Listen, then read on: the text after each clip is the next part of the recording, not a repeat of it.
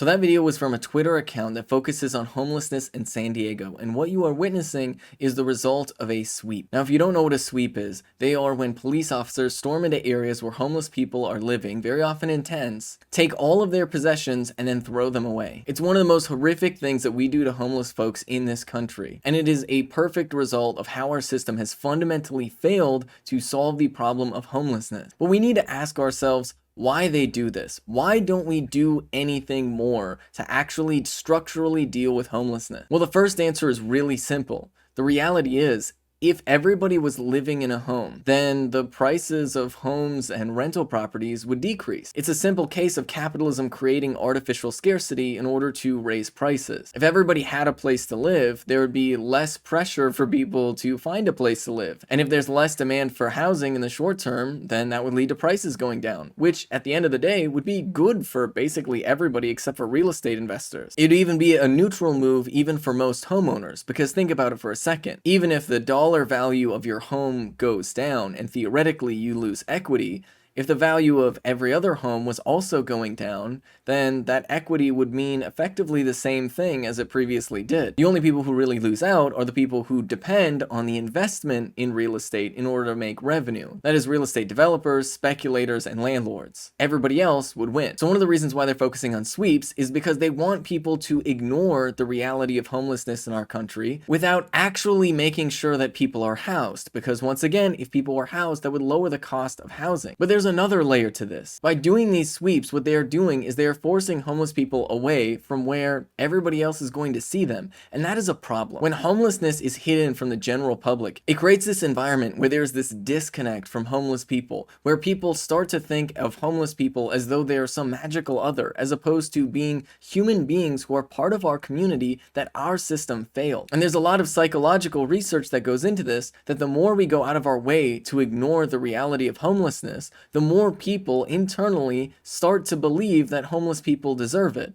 which then justifies even more violence against homeless people in the minds of people who are housed. This is the harsh reality of the society that we live in, because what even is more frustrating by this is the fact that these efforts are both more expensive for the government, but also more expensive for these homeless people. I mean, think about it. If you need a bicycle in order to get to work, but the police come to destroy your bicycle, then how are you supposed to get out of homelessness? You know, a lot of homeless folks have jobs, but if they lose their transportation to that job, that can throw them even further into desperation. Homeless people are intentionally kept desperate by our system because the desperation of homeless people serves as a threat to the rest of the working class so that we keep working lest we suffer the same fate. Because the reality is, for the overwhelming majority of Americans, you are a lot closer to being homeless than you are to being Jeff Bezos. And another part that's really important to remember about this is that ultimately, this is all part of a broader system that is meant to gatekeep wealth. You see, the way homeless folks have everything taken away from them to maintain their position in extreme poverty, so too does the broader housing market do this.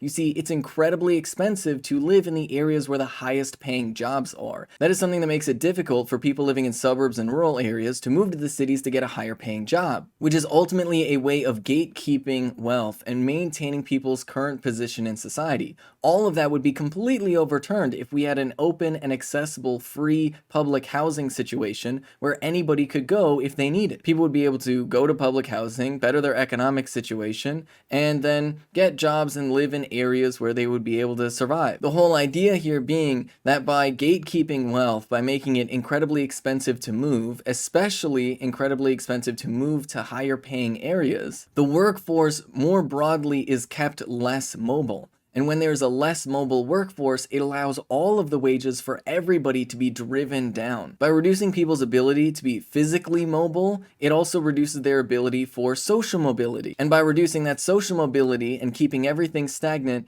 it allows wages to be suppressed for everybody. Because the wages for the people at the lowest level will always be used to drive down wages for the people at the next level above them. This is one of the ways that capitalism both creates and maintains poverty in order to expand oppression and keep the working class suppressed. The people who benefit are the investors, the people who make money off of Wall Street or off of owning companies, and even high-income workers suffer as a result of this process. So while you think that you might be safe and higher on the ladder, the reality is that the entire system is made to bring everybody down over time. time. So if you look at the people making a little bit less than you right now and you're a worker, that is how capitalists want you to be living 10 years from now, which is why we should all be incredibly concerned about the extremely violent treatment of homeless folks today. Not only because we have empathy with them and recognize them as fellow human beings, but also because ultimately capitalism would gladly have us in the same position so long as capitalists are able to profit off of us. So the persistent threat of homelessness is something that our society does on purpose to make sure that workers are willing to tolerate absolute dirt wages just so that they can barely survive and maintain their housing. Because think about it for a second. Imagine everybody is able to get housing for free, 100% for free. Imagine that we live in a world where if you are unhoused, you can simply show up to a public housing facility and then that night get set up in your own place to live. A lot of people would get angry at that idea and they would suggest, oh, but they're not working for it. Or, oh, but what if they're living better than I am? But we need to stop and think about that for a second. If homeless people getting free housing would allow them to live better than you are, what does that speak about the conditions that you're forced to live under?